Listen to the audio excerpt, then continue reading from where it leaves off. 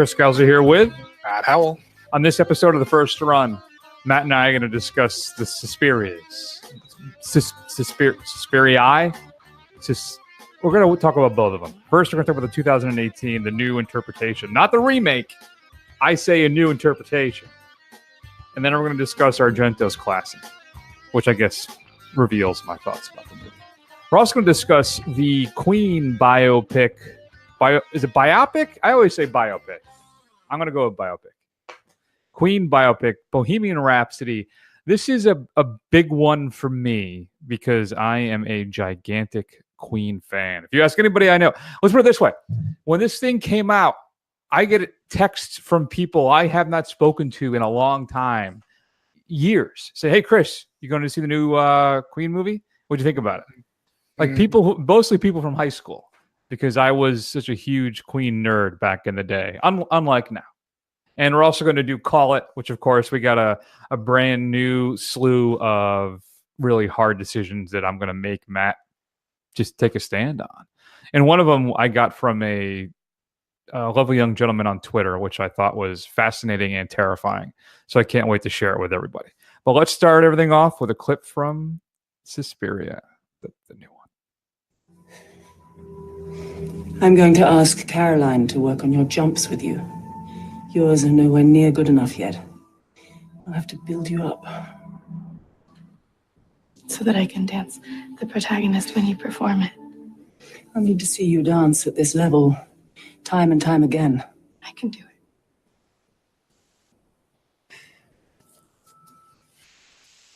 it. Olga made folks seem like such heavy lifting. She never understood the heart of folk. She lacked conviction. I'm relieved she's gone. Thank you for your help with that. Thank you indeed. Matt, we're here. So there were discussions about a remake of Suspiria for about 10, 15 years now. Right. All right. And it has been a long time coming, and I was terrified of this thing. So Suspiria was a big opening for me, where that got me into Italian horror. I was liking horror movies, and I started to branch out into more foreign stuff. And I kept hearing about how great Suspiria was, and then I watched it, and I absolutely loved it. And I was really nervous about this thing. So, okay. So I don't know. Here's the thing. I don't know how big a fan of the original you are. So I'm kind of curious to see your thoughts on this. But still, all right. So is Luca Guadagnino. Now, remember, too, he just did Call Me By Your Name from a couple years ago, which won a bunch of Academy Awards and had a bunch of nominations. So was this reinterpretation worthwhile, Matt, or was just a complete failure and just we should have left well enough alone when you try and touch the kind of classic film? Okay, so here's the thing. This may be one where me and Chris disagree. So spoiler alert, I'm a fan of horror, but I never really understood the appeal of Suspiria, the original. I had watched it, I had heard all these great things about how it was this classic and you had to watch it and it was great. And I watched it back in college and I was like, okay, sure. And I just didn't really understand the appeal. And we're going to talk about it in a little bit. And let me interrupt you too. When I'm saying this classic stuff too, I rewatched it as part for this show too, and I have not watched it in probably 10 years. Right. So I was a little I was a little nervous about coming back to visit it, and well, obviously we're going to talk about it. So, but continue. But for me, so I think your statement at the beginning of the show is absolutely correct. This is a reimagining of Suspiria. It's really, it shares the barest of bones. Character names are the same relative setting, dance school in Germany, and there's some witches. But once you kind of go off of that, it's really nothing. It's really nothing like the original at all. And I personally, I like that. I think I appreciated that they were trying to do something different. Now I don't think that they were completely successful, but it has a completely different tone to the original. This is a very moody kind of lots of dread, maybe a little incomprehensible in parts, but definitely a lot of more oppressive film, I think, than the original, for sure.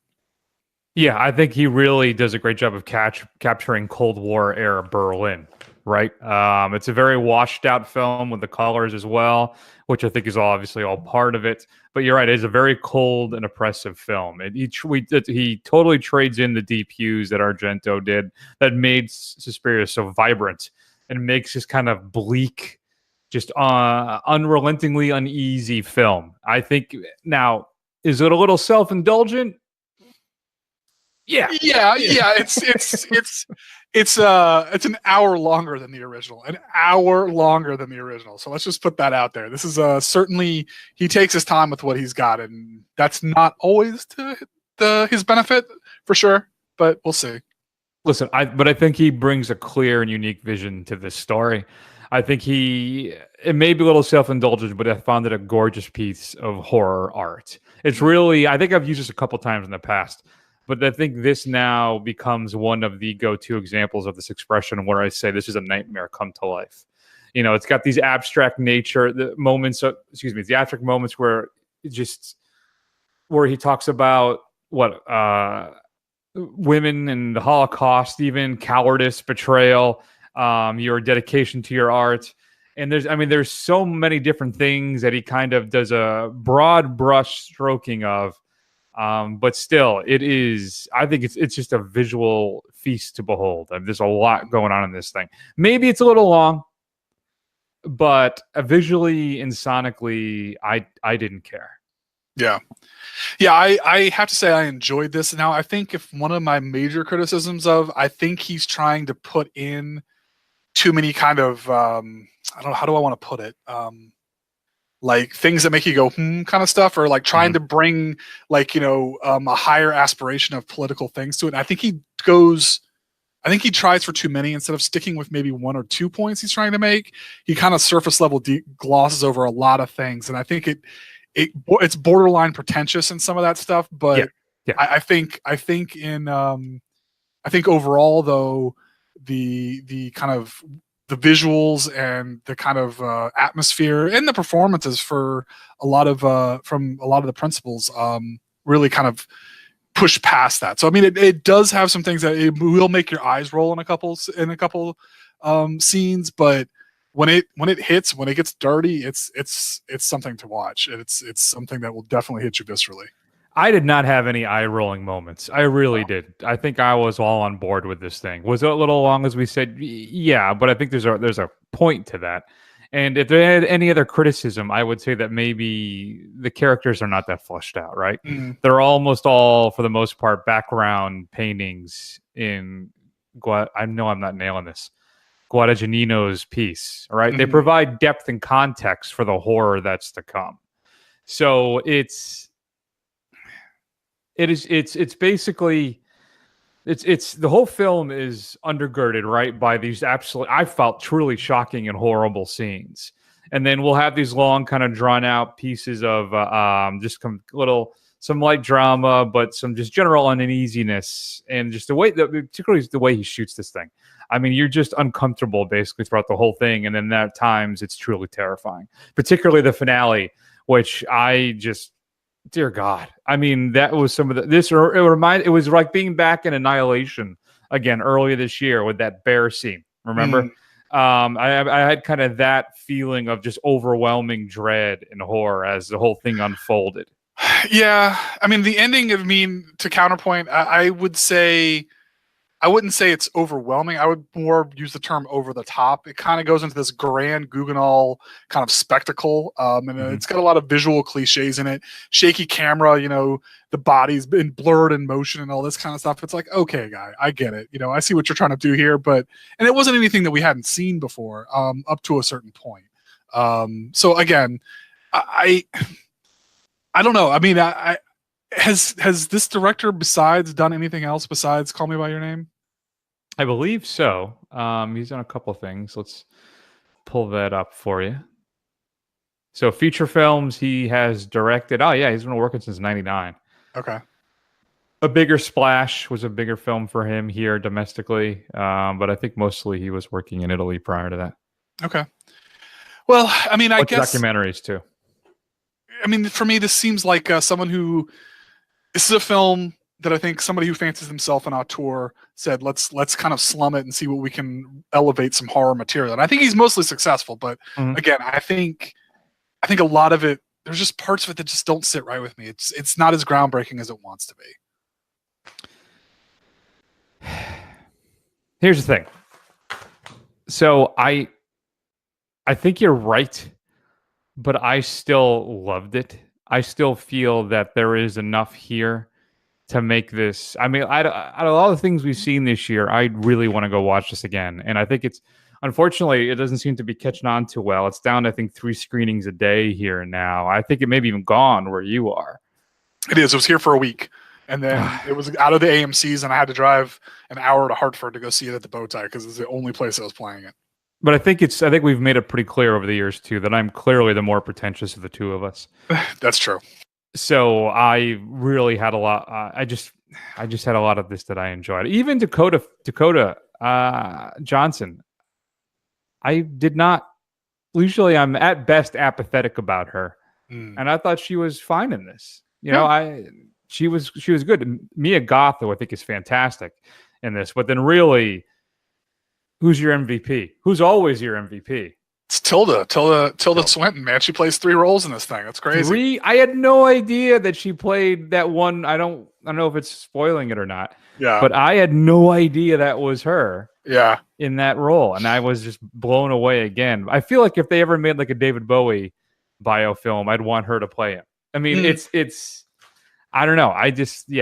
She's fantastic in this. They even have a role for Jessica Harper in this, who is from the original film.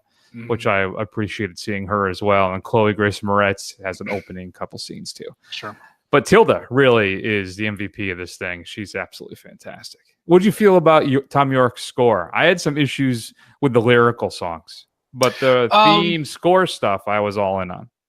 I mean, the score stuff, it wasn't as immediately memorable as some of the stuff from the original. I just thought it seemed like it's kind of just generic, moody, atmospheric horror music. That's what it really seemed like to me. It didn't really blow me away. It was kind of like background noise.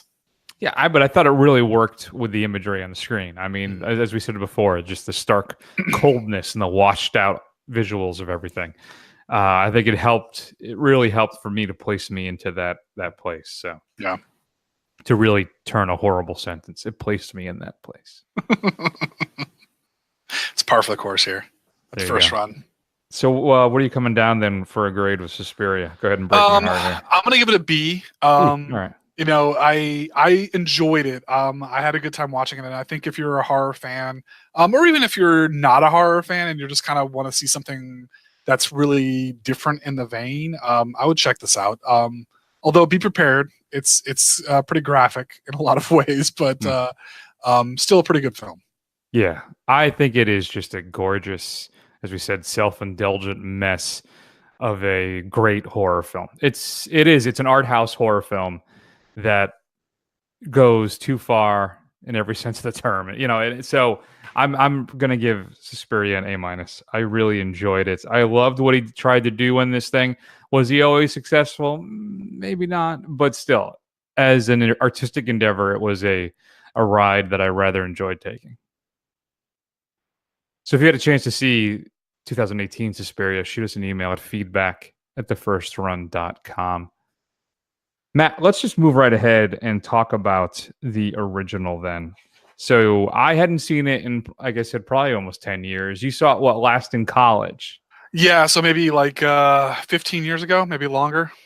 So if you're not familiar, it's a similar story, all right? The young woman comes over from the States. She's accepted into a Berlin dance academy, and she encounters a lot of crazy shenanigans, maybe a couple of witches or two, which I guess you can, so feel free to insert that description into the opening of the show as well. And then she basically tries to make it out alive, and then crazy stuff happens, yo. So what are your thoughts then on the original Suspiria? Did it hold up? Was it better for you now? Were you able to appreciate it more? No, I would say unqualified no. I was underwhelmed by it when I first saw it, and I would say that's true now.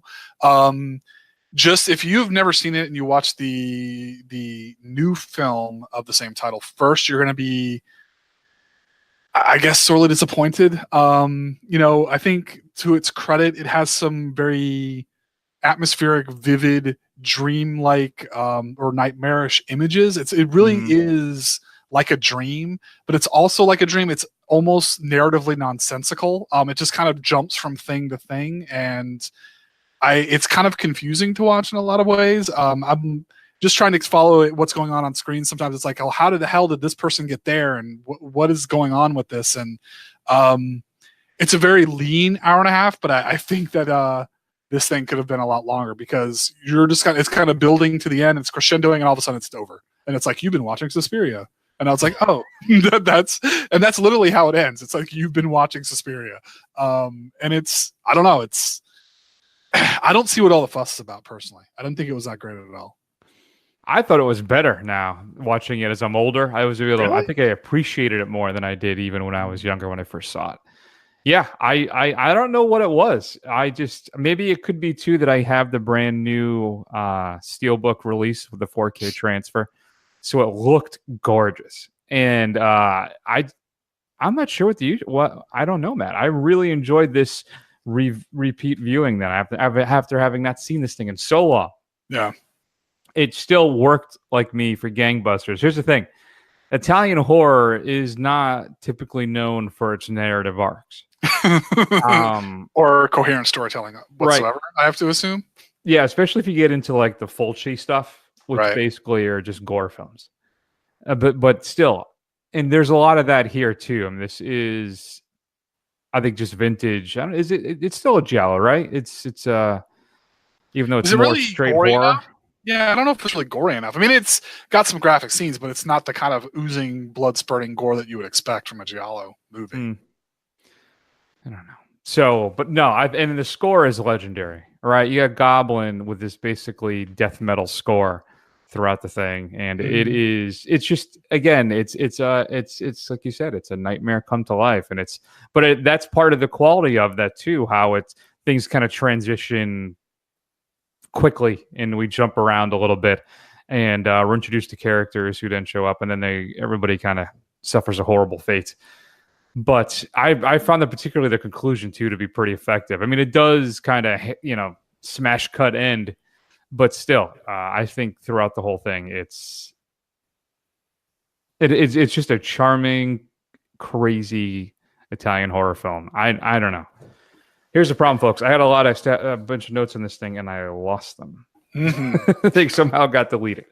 So, but still, it's still a classic. I thought it was better than when I first saw it. Even then I said I haven't seen it in a long time. So it was blasphemy at one point too that they were going to remake this thing, but I think things turned out okay. And I know that supposedly there's talk about possibly making a second and/or third film. And what I didn't know, folks, is there's an end credit scene in the 2018 Suspiria. Oh, really? I did not stick around because I was like, there's not going to be a mortal stinger in this. This is an art horror film. Nope, there is. There's a scene supposedly at the end where Dakota is gesturing or looking towards something, which I guess is supposed to clue you in that there's more to come. There is something else going to happen.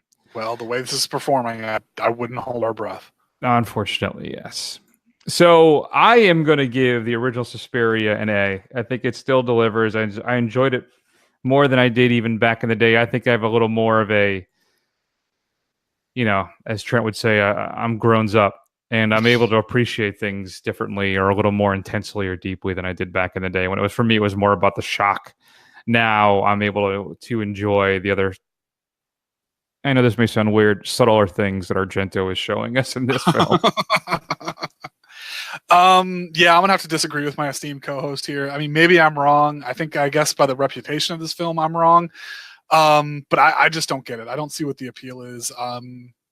There's very little to recommend it. I mean, other than kind of the score by Goblin and the kind of and the visuals that are admittedly stunning to look at, but you could probably do better with still frames and just playing the Goblin score in the background, and you probably get just as much out of it. Come on. I'm gonna give this a C minus. C minus. Yeah, and I'm being generous just because I don't want Chris to lose his mind. C. So you would give this a D if it wasn't me? A D plus. I seriously considered it, but wow. I'm gonna go C minus. Just I don't understand how you can do that with the set pieces that he introduces in this thing, and just the use of color, and it's just I'm shocked by that. I don't think it's enough to carry it. It's really not enough to carry the film. But it's creepy as all heck too. I was not into it at all. I'm sorry. Well, I'm glad it was. I was nervous this was not going to hold up. I was going to revisit this thing, and it was going to be like, oh dear God, what was I thinking? And I thought it was better than I remember it being. Better than ever. Better than ever. Best ever. Shoot us an email, feedback@thefirstrun.com. Have you recently watched the original Suspiria as well? I am keen to know. Coming up on Blu-ray and DVD this upcoming Tuesday, Matt, November 13th. Well, there's a few things coming out, but here's what's getting a 4K release. Who the hell are you? Sam Trotman. Colonel Samuel Trotman. Look, we're a little busy this morning, Colonel. What can I do for you? I've come to get my boy. Your boy? I recruited him. I trained him. I commanded him in Vietnam for 3 years. I'd say that makes him mine. I wonder why the Pentagon would send a full-bird colonel down here to handle this. The Army thought I might be able to help. Well, I don't know in what way. Rambo's a civilian now. He's my problem. I don't think you understand. I didn't come here to rescue Rambo from you. I came here to rescue you from him.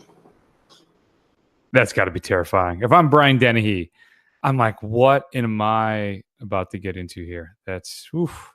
So the first 3 Rambo films are being released on 4K. But other stuff coming out on Blu-ray and DVD that you may be more interested in. The Meg. Jason Statham fights a big-ass shark. But what's interesting, Matt, is that it's not a unrated. It's not an unrated version. Which I think is really, if you're going to watch The Meg, you want to watch The Meg with all the guts and glory that's supposed to be in there that they cut out for a PG-13 rating. Which makes me think maybe down the road we're going to get a release that includes that uncut version. Which is very upsetting. But it does come with Dolby Vision presentation of the film and Dolby Atmos if you get that 4K. Chomping on this, the making of The Meg, and some other stuff. A really just horrible film, Mile 22, which is a fictionalized dramatization of the paramilitary division, is Mark Wahlberg at his Mark Wahlberg-esque, his worst, really. Like, we're not talking Happening bad, but he is not good in this. And it also includes Iko Uwais from the Raid films, who I'm a huge fan of. And it's got some, big action set pieces that turn out to be kind of dull. And there's a twist at the end that you just want to punch the screen. So Mile 22. Juliet Naked, starring Rose Byrne. She plays Annie, who is stuck in a long-time relationship with Duncan, who's played by Chris O'Dowd, who's an obsessive fan of an obscure rocker named Tucker Crowe, who's played by Ethan Hawke. And then Rose Byrne's character actually runs into Ethan Hawke, and they kind of start to have an emotional thing, and he gets all upset. Chris Dowd and blah, blah, blah. But it's based on a novel by Nick Hornby, which I know there are some fans out there of his. Alpha is being released, which is kind of a fictionalized story about the development of the bond between man and puppy. Includes the director's cut of the film, as well as the theatrical version, an alternate opening and ending with commentaries by the director Albert Hughes, as well as some deleted scenes. The DC animated universe rolls along in anticipation of the big film this year, Aquaman, which of course will be the biggest superhero film of 2018. He lies, as he says. Justice League Throne of Atlantis is being released. Includes a new featurette, an immersive look at Arthur Curry, and also one about all the villains. Because I got to tell you, Black Manta is a kick-ass looking villain, but I really know nothing about him. So it might be cool to find out about some Black Manta. I think the best season of Preacher, season 3, is being released on Blu-ray this week as well. If you haven't caught up with it yet, it is pretty good. New to Blu-ray, well, last week, Criterion was supposed to release a story of Chikamatsu, also known as The Crucified Lovers, but there was a delay, and now it's coming out now. Some Like It Hot was supposed to come out this week on the 12th, but that's been pushed back to November 20th from Criterion. The film that basically almost ruined Dennis Hopper's career, The Last Movie, is being released. Includes a new 4K restoration from the original camera negative, as well as the original theatrical trailer, product reel, and a restoration demo as well of how they restored the film. Warner Archive is releasing Satanic Rites of Dracula, Christopher Lee, Peter Cushing Dracula movie, which at any point, if I hear those words together, I'm something I'm going to want to watch. Single White Female is being released on Blu-ray as well. And Matt, your straight to DVD pick of the week is The Final Score. After deadly terrorists abduct his niece at a soccer match, an ex-soldier, played by David Bautista, with lethal fighting skills, wages a one-man war to save her and prevent mass destruction. Also features Ray Stevenson and, of course, Pierce Brosnan. Now, I don't know if he's the bad guy, but I can't get enough bad guy Pierce Brosnan. So I'm hoping that's the case. Me too. Which will we be streaming this week? So I found this cool little new site while I was trying to watch Suspiria called Tubi, Tubi. It's a free streaming service that you can sign up totally free. It is ad supported, so the movies will stop periodically to display an ad, but it does have a lot of films available. Suspiria, the original being one. So if you haven't seen it, go out and check it out. But as I was kind of going through the catalog, I found a French new wave horror film that we've talked about several times on the show that's available. High Tension is available for streaming. So if you haven't seen it and you want to get into French new wave horror, that's a good entry point. It's not the most extreme, and it's probably the most easily accessible. So check it out if you haven't seen it. I don't know. A lot of people hate that thing because of the way the film unfurls. I'm not a huge fan of it either out of some of the other ones, but it did get me curious into the rest of the genre, we'll say. I have it on DVD. If there's, I'm not sure how many options there are to watch it, but the unrated, most graphic version is the French unrated cut, which you have to watch with the English subtitles. Now, I don't know what the streaming version is, but I remember liking High Tension and Alexander Aja's work for a bit, but I especially liked his what's that one? The Wes Craven remake in the desert, The Hills of Eyes. Oh, The Hills of Eyes. Yeah, that's a good remake. I think it's better than the original. It is, which is not saying much, but still. No, it's not. All right. So let's move on then, Matt. What do you say? And let's go ahead and let's talk about Bohemian Rhapsody. Dang, Elvis Presley, you didn't have to rile him up like that. What now?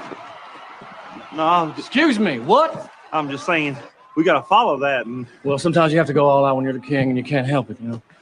Because there's only one man who's the king. God picks him, hand plucks him. One night, God looked down at all the millions and millions and millions of people, man. And he decided which one was the best. And it was me. And he plucked me from all those millions and millions and millions of people, man. yeah, Listen to this right now. There's two things you need to know. I'm the king. And number two is, look out, man. Look at that. They're coming at you. You see that? It's called karate, man. And only two kinds of people know. The Chinese and the king. Wait, what? That's Walk Hard. Why did I play a clip from Walk Hard? Why did you play a clip from Walk Hard? I don't know. I guess here's a clip from Bohemian Rhapsody. Look out, man.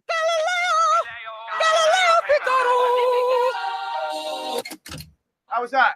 Higher. Can you go a bit higher? If I go any higher, only dogs will hear me. Try.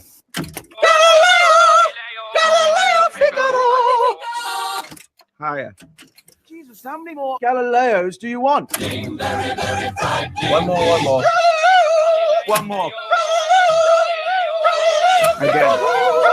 Go on, all the track. Who even is Galileo? Are we done? Yes, we are. All right. So that's a clip from the recording, supposedly, of Bohemian Rhapsody, a movie that I have been looking forward to and terrified of for a couple years now. Originally supposed to star Sacha Baron Cohen as Mr. Freddie Mercury, who bowed out because they were going to produce a sanitized version, which originally I was upset about, Matt, because I'm like, man, I want to see the story, right? Freddie was, I cannot tell you how influential this guy was in my life when I was growing up, particularly musically. And I could redo, like everybody was saying, like, oh, Rami Malek was doing all the moves he learned from Freddie, you know, on stage. Listen, I could do that since I was like 12. I was copying him all the time. Anyway. And then after a while, I softened on it. So I'm thinking, you know what? They're going to want to present Queen as kind of the nicest light they can. And I can't I can't begrudge them that. This is their story. This is who they are. You know, that's fine. I mean, they are going to get into the drugs. They're not going to shy away from his homosexuality, right? It's not going to be totally sanitized. So I'm like, all right, you know what? You want to get the widest audience, and you want to, you know, you don't want it to be some just horrific trip down, you know, cinema lane as we're seeing every the stuff. So I was okay. So it's finally here. Well, the original director dropped out or was fired, and they brought in Bryan Singer.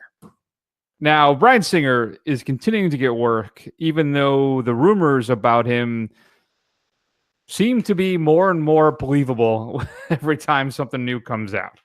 But here we are. Bohemian Rhapsody is finally here. Matt, any idea why I played a clip from Walk Hard by accident?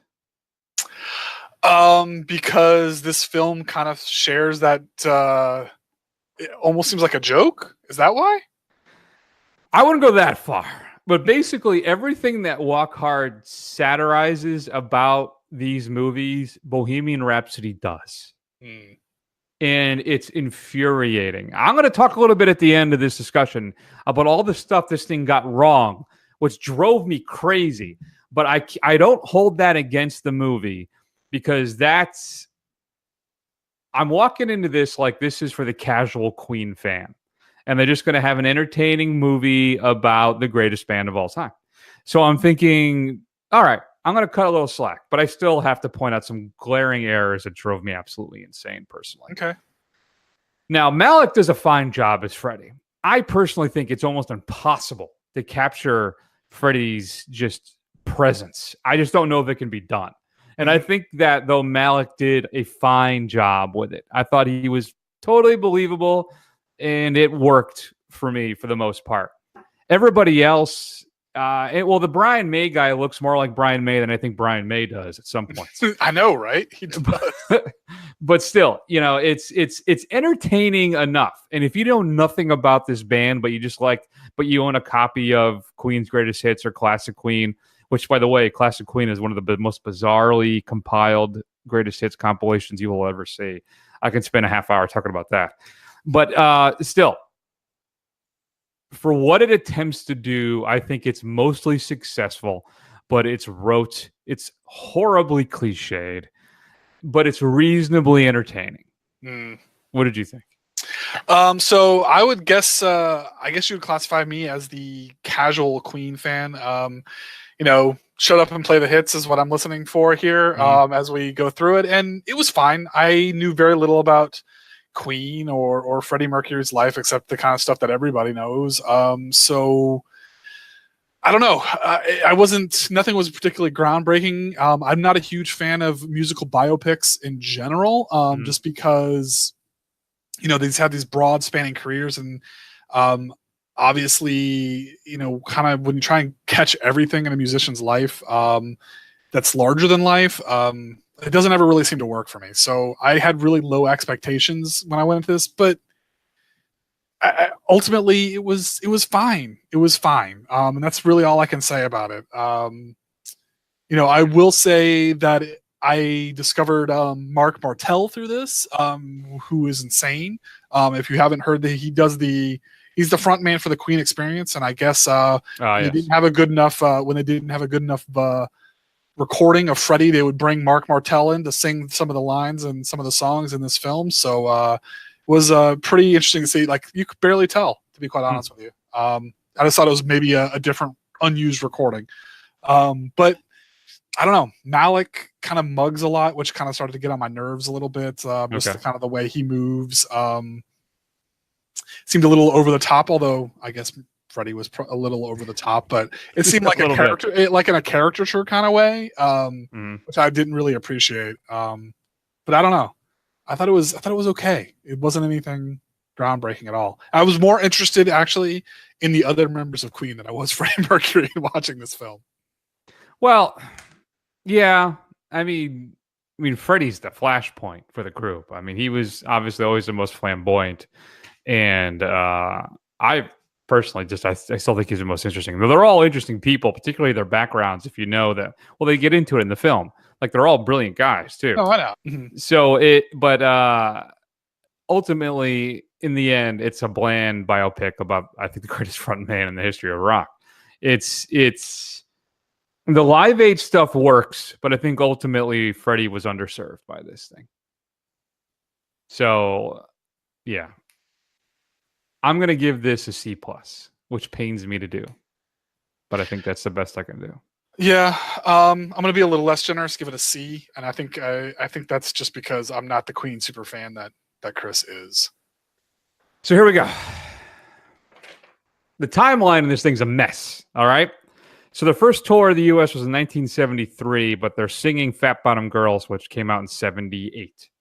There's an opening credits thing where it says 1980, and that's when Brian May introduces "We Will Rock You," which was recorded in 1977. Freddie found out he had AIDS in 1987, not in 1985. The writing credits thing, too. Oh, by the way, they never broke up. There was never a point where they had broken up. All right. In fact, Roger Taylor had 2 solo albums before Freddie had one. And Brian May had a little EP he did with Eddie Van Halen, by the way, which is interesting. They basically remade a classic kind of Japanese anime cartoon. They did the theme song for it. And then they did an improv thing as well that's on the EP. There's 3 songs on it. The writing credits then, that is part of the deal for them to get back together to do Live Aid, which obviously isn't correct. That didn't happen until 1989 with the Miracle album. And in fact, when they say they hadn't been played together for a long time, they actually had been previously touring that year in support of the Works album. So those are some of the things it gets wrong. One thing I don't get, a couple things I don't get really, is they don't touch Sun City, which I think is interesting. They actually went down to play Sun City, even though musicians basically as a whole had boycotted it because of the apartheid state. And they weren't going to go. And they decided to go. And it was, as Brian said, I thought it was Roger Taylor said, it was the worst mistake, the worst thing they ever did. They should not have done it. They don't do the famous bicycle race promotion. They don't cover that at all. Which, if you're making a cleaned up kids and family version of a Queen movie, I get that. If you're not familiar with that, you know the bicycle race promotion, right? I don't. Bicycle race promotion is they did a video and shot a bunch of pictures. They had a bunch of naked women riding around on bicycles that were heavier in the posterior because at the time, Fat Bottom Girls would be doubled with Bicycle Race. Oh, okay. From the Jazz album, which came out in 1978. And I think one of the biggest offenses of this thing is they don't do, it would have taken you 2 minutes. The inspiration for how the story of how Freddie came up with Crazy Little Thing Called Love. He was basically sitting in a bathtub and it hit him. And I don't know, just something about that I think would be really funny and interesting as he kind of comes up with this thing when he's, I'm sure, drinking champagne, surrounded by a bunch of gorgeous guys, and he comes up with a Crazy Little Thing Called Love. I don't know, there's like something about that would be interesting. Not that there were necessarily guys in when that actually happened. And the way the film, it builds, the structure of the film was all around Live Aid, which was in 1985. Right. But by ending then, and the condensing too of the age diagnosis, I get it because you want to add some more stakes and depth to that show, even though it didn't happen until 2 years later. But we're robbed of 4 albums, 2 of which are fantastic. And one of them is probably a top 3 Queen album, which is Innuendo. But there's then no Kind of Magic, no Miracle, no Innuendo, and then no Made in Heaven, which kind of is another whole thing.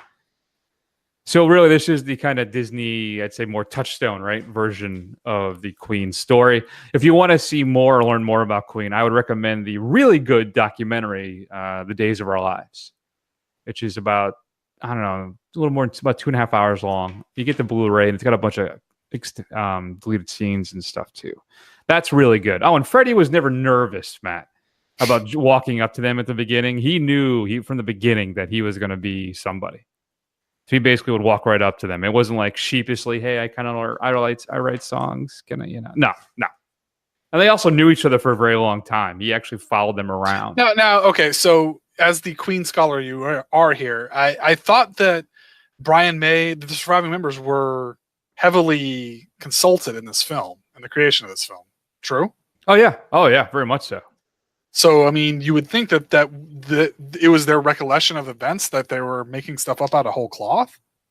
I think more it's just condensing the story for the narrative because to get it into this, about what 220 this thing is, 134 minutes, 214.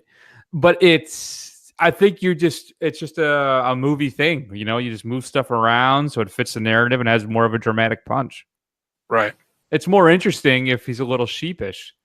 And it's more interesting if he has the AIDS diagnosis before the big penultimate event that basically relaunched Queen and this planet with that Live Aid performance. Right. So, yeah, no, I'm sure they were all on board with all that stuff. It's just a little disappointing on my end. Obviously. They should have reached out to you. Brian Singer should have reached out to you. They definitely But yeah, and I had one little bonus treat too. I got to see this in IMAX because I did want to see this in the big loud screen. There was a lovely young woman, probably about 10 rows back from me, who was screaming throughout the entire Live Aid portion, like she was at a concert. Oh, really? Mm-hmm. Like Rami could hear her screaming in the back. Yep. Screaming, wooing and wooing for the entire time. I'm sure that went over well for you. Initially, for about the first minute and a half, I thought it was funny and endearing. And then for the remaining, 8 minutes of that scene, it didn't go well. I'm sorry. And I will say that his solo album, that is true that he got $4 million to make that album, and it is horrible. Yeah. It's not good. Mr. Bad Guy? Is that the one we're talking about? It is not good. Never listened to it. Yeah. Bohemian Rhapsody. Shoot us an email, feedback@thefirstrun.com. All right, we are just having way too much fun, Matt. So let's go ahead and hear a clip from the big final segment. Call it. Oh, you're going to love this. Your report, very detailed. Just for me, it wasn't very entertaining. It wasn't meant to be. When I write about people, I try to entertain the reader. Venestrom wasn't entertained much. Your boss, Romansky, now he tells me you only do jobs that interest you, so I suppose I should be flattered. You gonna sit down? He also says that you're the one he goes to when the job is sensitive. That's the word he used, sensitive. I'm going to use illegal, because that's what it was when you hacked into my computer. And I'm not going to do anything about that. I could, but I won't. What I'm going to do is I'm going to tell you a story, and if it entertains you, maybe you'll decide to help me research further. And if not, I'll do the washing up, and you'll never see me again. You know, you should eat that. What kind of research? Elizabeth. Oh, can I call you Elizabeth? I want you to help me catch a killer of women. So that is a clip from David Fincher's The Girl with the Dragon Tattoo. I'm playing that for a couple reasons. First up, next week, I'm not sure, Matt, if you're going to be able to catch it out. We haven't worked this out yet, but I am definitely going to go see the new Dragon Tattoo film. Because Fede Alvarez, who I've enjoyed his work so far, A Girl in the Spider's Web, is out. Also, I just wanted to catch up with it. I like Fincher. I like Craig. I thought Rooney Mara did a fine job as Elizabeth Salander, though, of course, Nomi Rapace will always be my Elizabeth Salander. But that brings us to Call It, Matt. So, user at Brody with 2 Y's _51. So that's BRODEYY _51. There's a little thing rolling around Twitter this past week, a few days ago, when he had to choose between 2 movies. He brought up 4 directors, Matt. Are you ready? Right. Obviously, one of them is David Fincher, Christopher Nolan, P.T. Anderson, or Denis Villeneuve. Okay. Who goes away? P.T. Anderson. Really? Yeah. I'm actually leaning towards Nolan. Are you? I'm leaning towards Nolan. I'm not 100%. I could go Anderson, but then Fincher, Villeneuve's only done a few films so far. He has, but I can't get rid of Fincher because he's done some of my favorite films ever. And P.T. Anderson has done some good films. Obviously, he's done There Will Be Blood, which you consider to be the greatest film of all time, or not potentially. not of all time, but the greatest film of what, the 21st century so far. I don't think you've ever quantified it that way, or qualified it that way. Oh yeah, I have. I don't know. No, I definitely have. Yeah, that's tough. Yeah, you know what? I really like Boogie Nights. I really like. See, I think I think I went with P.T. Anderson just because I'm not a huge fan of Magnolia, and I remember that's kind of the thing that really kind of solidified him for a lot of people. Nope, I'm gonna go with P.T. Anderson. I can live without Boogie Nights and There Will Be Blood. I'm going with Nolan. I'm going to explain to you why. Okay. I understand that I lose Memento with Christopher Nolan, and I lose Dunkirk, and we lose the Batman films. Mm-hmm. Now, I think that in the long run may be okay, because then I don't get Man of Steel. I don't get Batman vs. Superman. I don't get Justice League. We don't get the dark, dour tone of the DC extended universe. I don't think. Without the Dark Knight, I don't think those films are made the way they're made. Because David Goyer had a hand in shaping that, just like he did with the Dark Knight trilogy. So I'm thinking I may get a good Superman movie and maybe a good Justice League film if those go away. So I have a little sneaky background there. That is sneaky for sure. But you would lose arguably the best superhero film of the last decade for sure, right? Yeah, I mean, The Dark Knight would go away, and you love that film. I do, but I'm sure there would have been a different Batman in place that may have been good too. All right, well, while somebody is sunshining of the spotless mind, everything that Christopher Nolan ever done, you're gonna regret it. You're gonna be like, no, I have to get rid of P.T. Anderson. No, don't do it, and you're gonna regret it.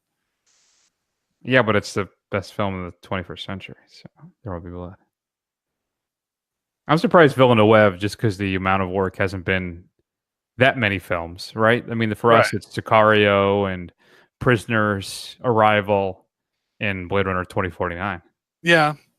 No, and I think it's more just because Villeneuve, he's still got the excitement of being new, of what he's going to do next. He hasn't really disappointed You just want us. your Dune movies. That's all. No, I don't necessarily want my Dune movie. I'm just curious to see what he's going to do next. Like, it's like when Nolan was being announced, or Fincher was going to be like, oh, Fincher or Nolan's going to do a new movie, and we were excited for it. Now, if you told me that, I'd be like, okay, I'll go check it out, but I wouldn't be like super stoked about it. Whereas this, I'd be very curious to go see it. Yeah, fair enough. Yeah. What do you got for me? All right. So Turkey Day is coming up, and you know what that means, guys. Mystery Science Theater? Mystery Science Theater 3000, Turkey Day Spectacular. So let me ask you this, Chris. We're both big fans of Mystery Science Theater 3000. Now, I'm going to have a lot of qualifiers on this, so bear with me. Okay. So let's get rid of Jonah, and let's say you could get Joel and Mike episodes. Maybe they'll switch them back and forth, or maybe they'll be together, or however you want to work it. But you're going to get new Joel and new Mike episodes. No more new Jonah episodes. But that means every other episode that they've done in the past is scrubbed off the internet. You can't find them anymore. They still exist, so they still exist in your mind, but you can't find them anymore. Do you keep the old stuff, or do you go for new stuff? No question. I keep the old stuff. No question. You're going to tell me that I'm not going to get why am I blanking on this now? This is embarrassing. What's the big one about the Manos? Hello, there you go. I'm not going to Manos. I'm not going to have Cave Dwellers. I'm not going to have Space Mutiny. I'm not going to have Pod People. Pod People. What's the one? My absolute favorite episode is it? Please don't tell my parents. Is that? I Accuse My Parents. I Accuse My Parents. Yes. That obviously is my favorite. I can't remember the title, but yeah, I love I Accuse My Parents is quintessential And like everybody always goes with Pod People, right? Or The Final Sacrifice or Mitchell, or Manos. But I Accuse My Parents, man. That is top shelf. I think really I should do I want to do a Queen video essay about how the greatest rock band of all time. I think I can also make an argument that the key ingredients to MST3K were not Joel, were not Mike. They were Trace and Frank. All the best episodes happened while they were on the show. All right, so what if you get the two of them along with Joel and Mike? Still, no, I can't give up that stuff. I can't give up that. I need my fix, man. What if they? I rewatched them, Matt. I rewatched them to this day. I know you do. I've seen Pod People probably a dozen times. I Accuse My Parents. I've seen at least 24 times. Manos. I mean, no, I'm not. I can't give that up. It's not. I'm a bird in the hand, right? No, I'm not doing it.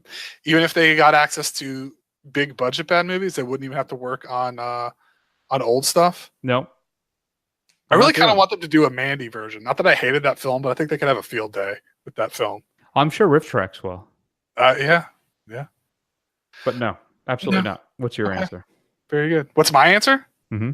Oh, I'm keeping the old stuff for sure. All right. Yeah. Yeah, I can't wait for the new season. Though there's 2 of them I haven't watched from the last season yet. But I got to get up on that. All right, Matt, here you go. You ready? Ready. Big Trouble in Little China or Escape from New York? Boy. So Big Trouble in Little China is a lot of fun, but it's problematic in some ways. It's got some 80s sensibilities that wouldn't hold up today. I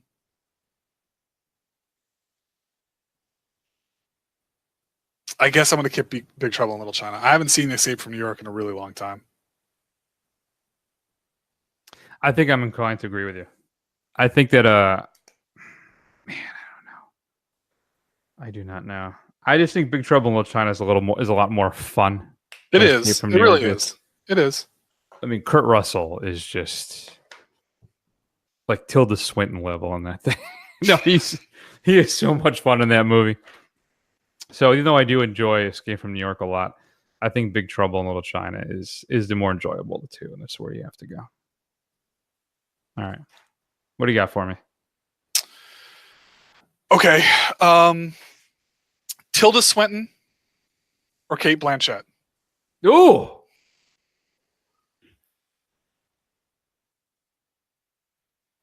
I think I got to go Tilda. I think I have to. You have to keep her? Man, that's a good one. So we lose. All right, hold on. So what do we lose here? If I'm going with Tilda, I'm going to lose Miss Cate Blanchett. I mean, she's another living legend. I don't know. I just... Right, so Lord of the Rings, Elizabeth the Aviator, Babel, Curious Case of Benjamin Button, or stuff she was nominated for. Crystal Skull, I get to lose that. True, you do. Or maybe it gets recast. No, I think ooh, you know what you lose? What? Ragnarok.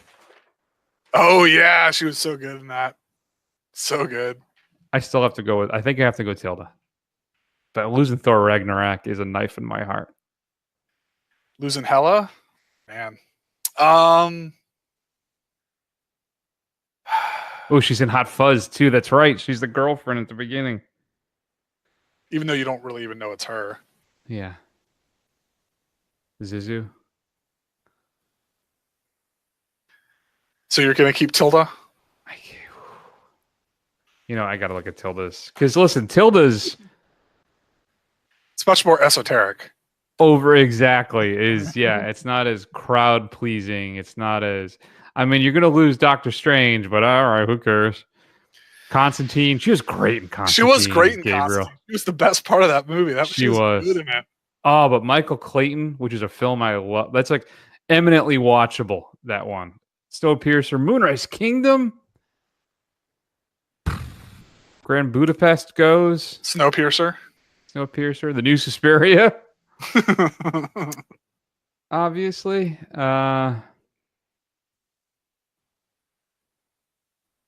Listen, here's the thing. If I go straight by film listing, I think you got to keep Cate Blanchett. But who do I like to see on screen more? It's Tilda Swinton. Yeah. I think Tilda Swinton has a much more interesting career, and she's really a highlight in everything that she's in.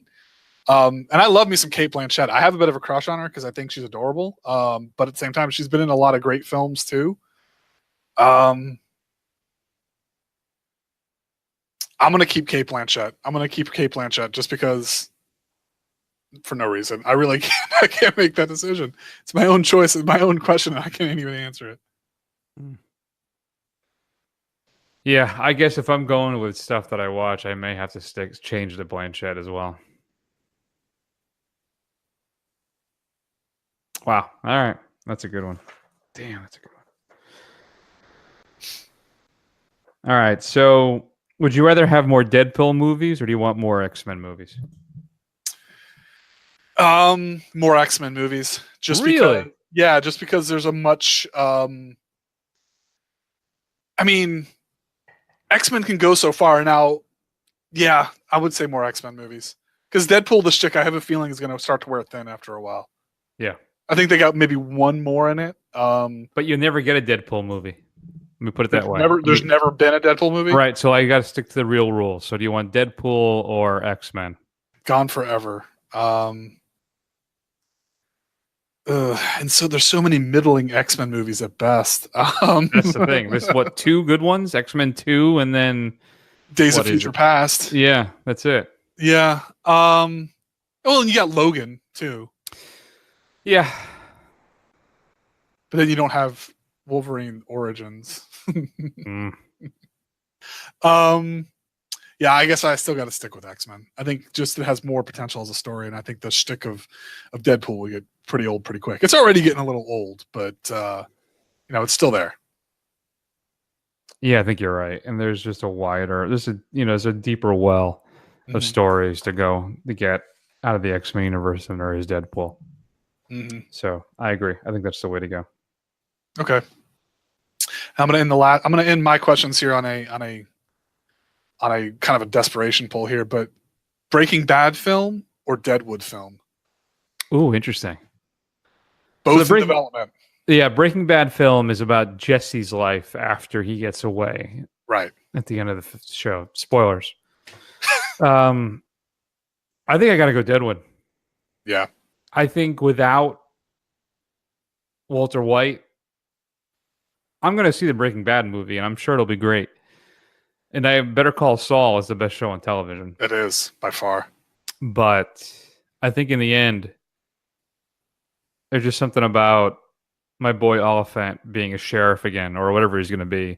Yeah. In the West and swearing gin and all that. I have to see that. No, I think for me it's a Deadwood. Yeah, I'm going to go with Deadwood too, just because Ian McShane and Timothy Olyphant are treasures. And I still love the theory that Timothy Olyphant and Deadwood is Raylan Gibbons' like great-great-grandfather, which I just, in my head, that's headcanon for me right there. That works for me. Yeah. So I got to ask one final question. It's got nothing to do with movies, but since we're talking about the Queen film today, I'm curious where you fall down on this stuff. Are you a Beatles or a Stones guy? Or are you a Zeppelin or a Floyd guy? Beatles over Stones and Zeppelin over Floyd. I think I'm the exact opposite. Are you? Yep. Really? I like I just like the bluesy kind of down and dirtiness of the Stones, and I've appreciated Floyd more over the years than I have Zeppelin, especially as I learned more and more about them. Yeah. Particularly, I mean Zeppelin. And they're getting sued again over that Stairway to Heaven thing. I don't know if Are you heard they? about that. Yep. Oh, yeah. I think they're going to lose. Yeah, they are a bunch of thieves, that's for sure. They basically just reworked blues songs and then They did. But you have to be in the mood to listen to Pink Floyd. You have to be in a certain state of mind to like want to listen to that. Whereas you could pop in Led Zeppelin 2 whenever you wanted to, or Led Zeppelin 3, and it'd be fine. I guess so. Fair Fair enough. Interesting. All right. So that's going to be that.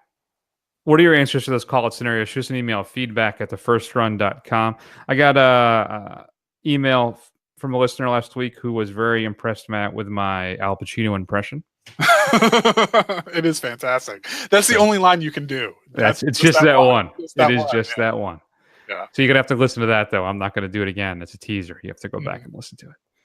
And of course, as always, this episode was specifically mastered for one listening experience. And that, of course, was practicing your ballet lessons at a German dance school. So if you are doing that, that's the best way to listen to this episode. And then finally, well, not quite finally, Matt, next week we're going to be discussing for sure Overlord. For sure. And we'll see about, I will definitely see Girl in the Spider's Web. We'll see what Matt does and anything else that may be going on. So to wrap things up, Matt, anything you want to say about the Legend Who Passed today? All I got to say is Excelsior are true believers. I'll be interested to see if they trot him out, how many times more cameos he's in. From what I understand, he's filmed a lot of them, and it'll be interesting to see how many they actually put into the films. But rest in peace, Stan Lee, man, legend of the craft. Definitely. I mean, my comics started with Spider-Man, and he was an absolute legend. And it's the comic world and movies too are just it's a little less fun today. So we're gonna close out the clip with a Stan Lee stinger. We were going to use the Deadpool one, but he hated that one. Oh, did he? He did. So I can't imagine why. So in honor of him, we're actually going to do, I think, one that you and I really enjoy as well. So that's going to be the big show this week. We'll take an extended break, and we'll see y'all soon.